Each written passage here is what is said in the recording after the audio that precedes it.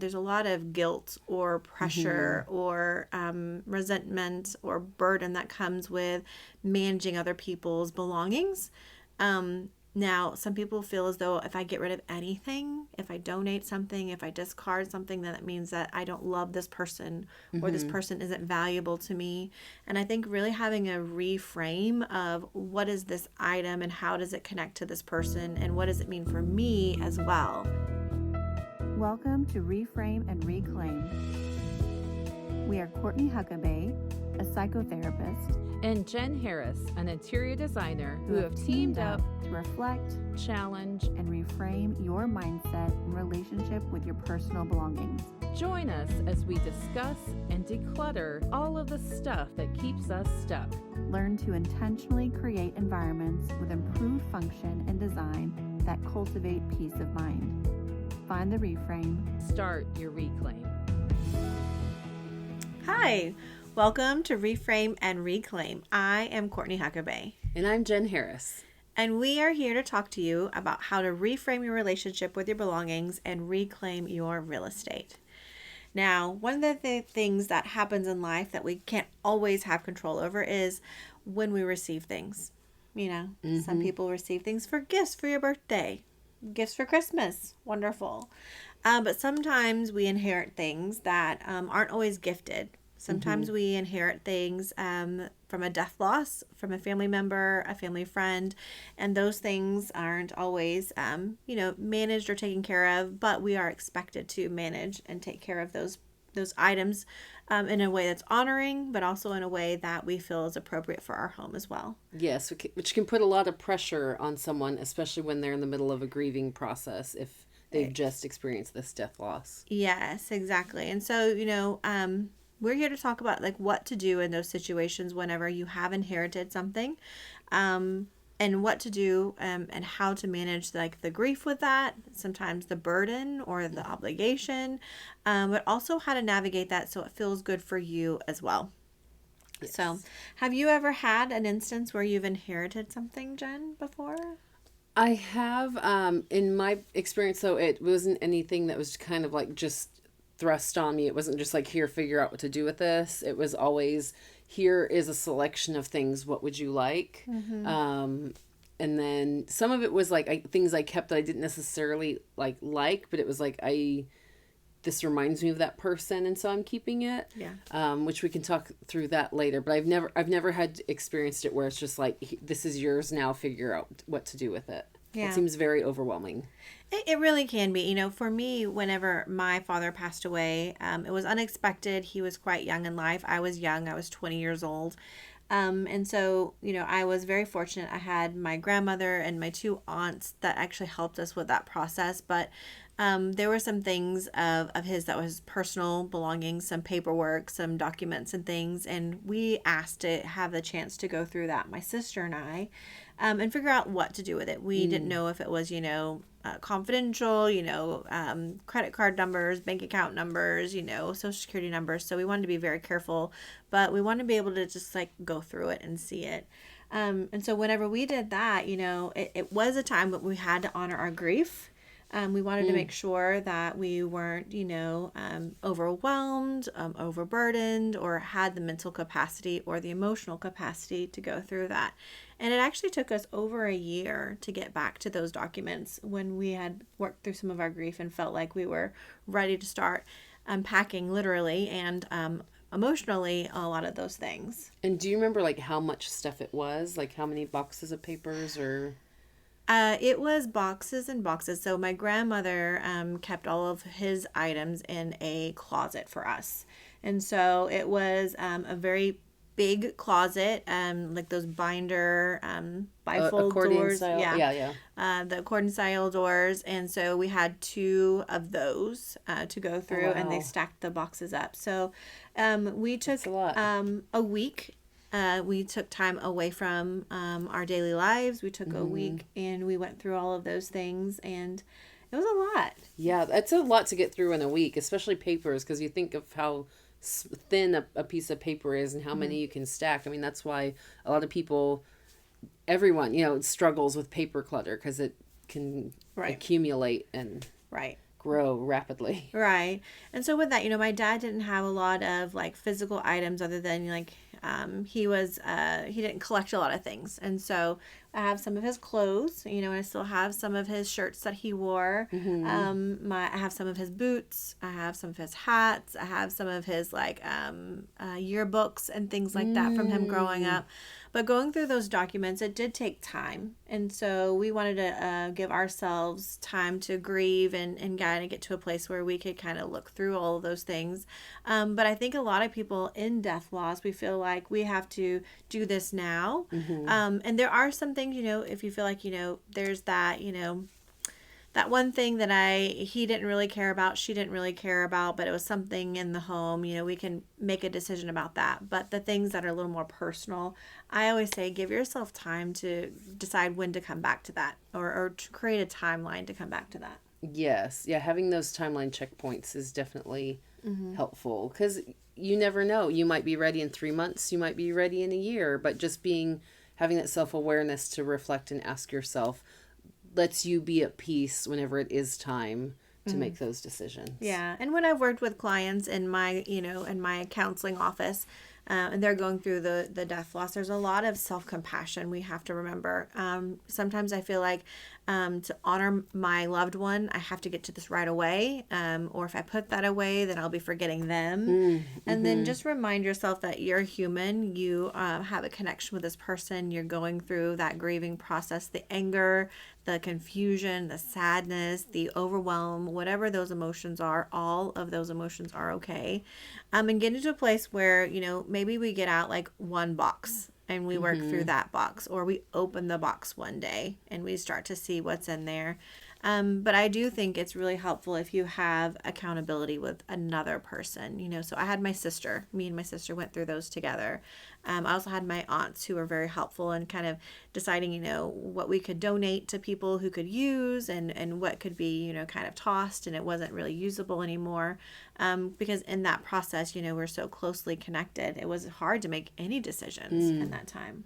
Did you have any instances where you and your sister had a conflict about an item where it's like, I want to keep this, no, I want to keep this? Or was there how did you do conflict resolution, or how do you recommend for your clients that are in those situations? I will say that's a really hard one. And if there's a decision like, I really want, this item, but I really want that item, sometimes it's like, okay, what else is there? And then we kind of go through what's more of a priority for me, or what do I feel comfortable with?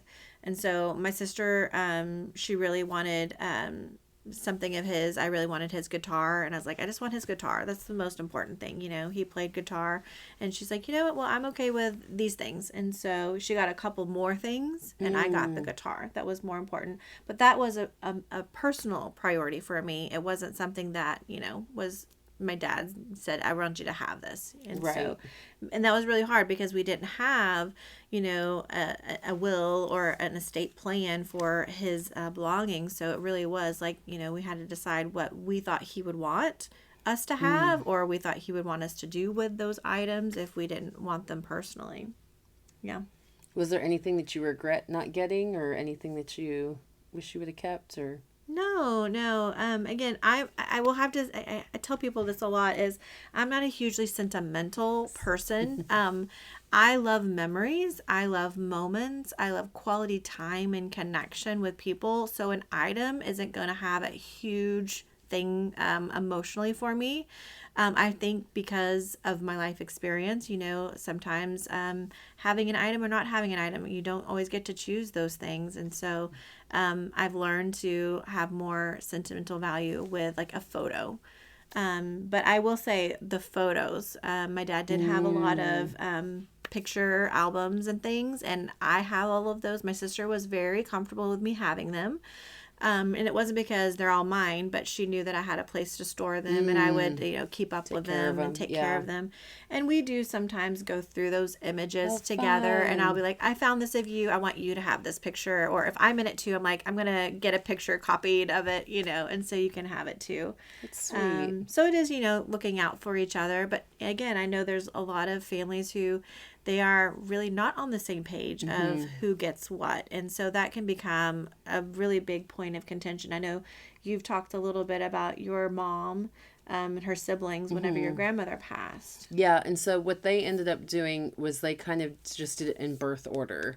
So it was oldest, middle, youngest. There were three siblings, three kids, and they just went in that order. You pick, then this person picks, and this person picks, and and they kind of did it by categories. So it might be like one box at a time, or all the plate, the dishes, and the dishware, and the china, and going through that way and trying to get it as even as possible. But that's kind of how their solution was, to just take turns that way. Yeah. And hopefully, people agree to that. And like, I am, taking a turn. I'm letting other people, honor and remember this person. But unfortunately, there can be a lot of people who, they don't have other siblings and they are doing it all on their own. And then it's like, I feel like I have to keep everything. Yeah. And working with, clients and things, it's like, how is that being used, or how is that being honored, and there's no right and wrong other than, does it feel right and good for me? And for some people, it may take you a couple of months to come back to that and make a decision. For some people, multiple years. And I think, just being in a place of giving yourself compassion and grace on, making slow and mindful decisions about that. Yeah, and I like the idea too of, is their legacy better served or live on by giving this item to someone who's going to use it? Would that be something that would reflect well with the person whose past values? Would they, if you're not going to want it, would they want someone else who's going to use it to have it? So I think that's another really nice way to give honor to the item. Yeah. My dad, he became a hobby sailman, so like sailing boats and sailboats. And so he had this box, and I don't know what it's called, but it's a navigation box to use, and you open it up and you can navigate sailing by, looking through it through the stars. It was That's so cool. amazing. I thought it was so cool, but I was like, what am I going to do with it? So he actually donated it to the sailing school in his town. Oh. And so I know that at least for a little bit, or, if they, had it as a historical relic or whatever, that somebody else got to use it or appreciate it who knows about that. Yeah, exactly. That's a really cool way to remember him. Yeah. I like that. Yeah. And so, my thing is, as a counselor, there's a lot of guilt or pressure or resentment or burden that comes with managing other people's belongings. Now, some people feel as though if I get rid of anything, if I donate something, if I discard something, then that means that I don't love this person or this person isn't valuable to me. And I think really having a reframe of what is this item and how does it connect to this person and what does it mean for me as well. For me, like I knew my dad used that to sail, but I live in landlocked space. I'm not going to get on a sailboat and learn sailing, even though I have taken sailing lessons, but I'm not going to do that daily and regularly, and somebody else could use that more probably frequently. By the time you would get to that point, that item would no longer be functional and usable. Yeah. Right. I will say I've dealt with like the guilt of it and like the fear of getting rid of things a lot, especially with my dad's stuff. Especially if it was an item where someone was like, oh, I don't want this. Do you want it? Then I felt obligated. I'm like, I need to keep this because someone needs to hold on to it in order to preserve something, I have his like deodorant stick. Like it still smells, but it's like, I know the scent he wore. I could just go buy the scent and get rid of the deodorant stick, but so working through that. And I also have like his shirts that my mom was like, oh, I don't want these anymore. Do you want them? And they're not my style, but my dad loved like, if several years ago, the 3 wolves howling at the moon shirt that was very popular. Like they're all that very like Southwest aesthetic, and he would wear those all the time. And they're not my cup of tea, but they remind me of him. And so I don't want to keep these shirts anymore. So my mom and I actually have a plan. We're just trying to find time to execute it, but we're going to photograph everything and basically put a book together. And it's like, this is the kind of clothes he liked. This is the food he liked. This is the music he liked. And so that way it can really encapsulate his memory and all the things we want to hold on to without all the things, right? So I can put in the scent he wore. And so if my kids ever want to know like what he smelled like, they could go to, the department store and look up the scent. So I think that'll be a really nice way to remember him. But it took me years to be able to feel Right. comfortable with that, right? Because it was like if I let go of it, then I'm forgetting. And I think that was compounded because he died when I was 15. And by the time I was 20, I was already starting to forget parts of him. And like, sometimes it's like, what did his face look like trying to remember certain characteristics, right? And even wrote like an essay about it in college because I was so fearful about forgetting him. And, in retrospect, and I write about this in the book, but it's like at that point, at 20, like he had been out of my life for 25% of my life. And so if someone was out of my life for 25%, would I have the expectation that I would remember all these things, or that I would have, I'd be this upset about losing memories? It's like, well, no, that's just part of the natural progression. But because it was such a quick, only 5 years was 25%. Like that was a big number that I held on to, and maybe gave it a little more weight than I needed to. Courtney's shaking her head. For those of you shaking your head, yes. But that's where I was emotionally. Again, my father died suddenly, very traumatic, very lots of abandonment, lots of unanswered questions. And so I definitely dealt with all those issues. And again, it takes a lot of time. It takes a lot of reflection. And again, just really looking at what do you really value and what do you want to remember them? Like you said, the memory, instead of the thing. So I've just held on to a couple of really important things. Like he had the last year of basketball I played, he got like the biggest photo package. He was very proud, but it's like this giant poster size picture of like our basketball team. And I'm like, this is like living room size. Like this is not going to be displayed anywhere. I've never hung it up and displayed it. It's like, well, I mean, I need a sophomore picture of me and like my basketball jersey? No. Green and gold aren't my colors. No. But so I ended up just taking a picture of it and getting rid of it and not hauling around this giant picture that I had been hauling around for 25 years. Yep. Aww. And it doesn't take up a ton of, space, but still space. And yeah, and I do think like time, 100%. Giving yourself time does not heal all wounds. That is a cliche. That is untrue. But time allows you to kind of get to a place of, okay, now I can think through this. Now I can start to navigate this some more. And I think it's really important for you. There's not an expectation that you should or you shouldn't. It is what feels right and good for you, and go with that. Trust your gut. Yeah. And the pressure to keep something or the pressure to give something away, the best you can have conversations and communicate those feelings and desires you have about that. If it's with other family members, if it's with friends, to kind of, work through that. And if you need support from an unbiased person, a counselor is a really great person to talk to.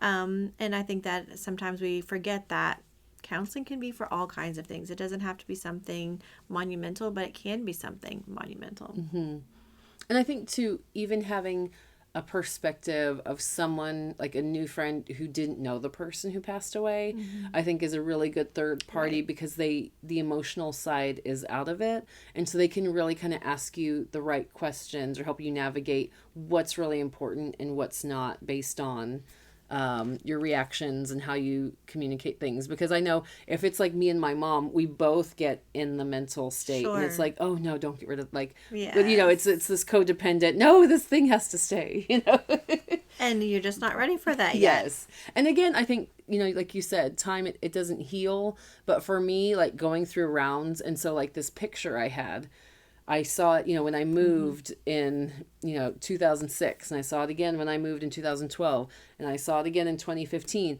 it was one of those things where it's like, I kept seeing it over and over again. And it took that repetition of seeing and knowing, I'm not using this. I'm not going to pull this out. This is just taking up space. to finally being able to be okay with like, I just need to get rid of it. And that's worked with things, whether it's a sentimental item, whether it's something I'm just storing just in case, or I have this collection of something that has really helped me reframe my mindset and be at peace and be comfortable and not have that guilt or that remorse of like, I might need this. I might want to look at this and, keep it. So, yeah. And again, if you have, the situation where you're going through this decision making, reach out to somebody. Yes. But our book it talks about that a lot, the gifting and, the pressure and, sometimes the decisions that weren't made that create more challenge and decision making for you. But no, there's a lot of resources out there for you. Take your time. Be compassionate with yourself. It's okay to be angry. It's okay to be upset. It's okay to be confused. There's a lot of mixed emotions around, these situations. But our hope is to be a place for you to come and learn a lot about all the different situations about your belongings and how to manage those so that it feels good and right for you. Yes, and we hope that by sharing our stories, it helps you feel a little less alone.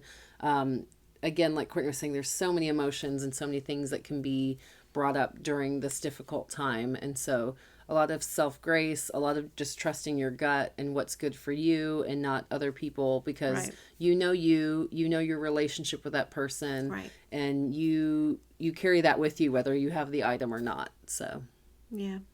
So if you have any comments, please comment below. If you want to reach out to us, you can always do that through social media, our website as well. And until next time, we wish you well. Thanks for listening to us with Reframe and Reclaim at our podcast. If you are interested in more information about our book, you can find our book at any online retailer. You can also find us at reframe-reclaim.com.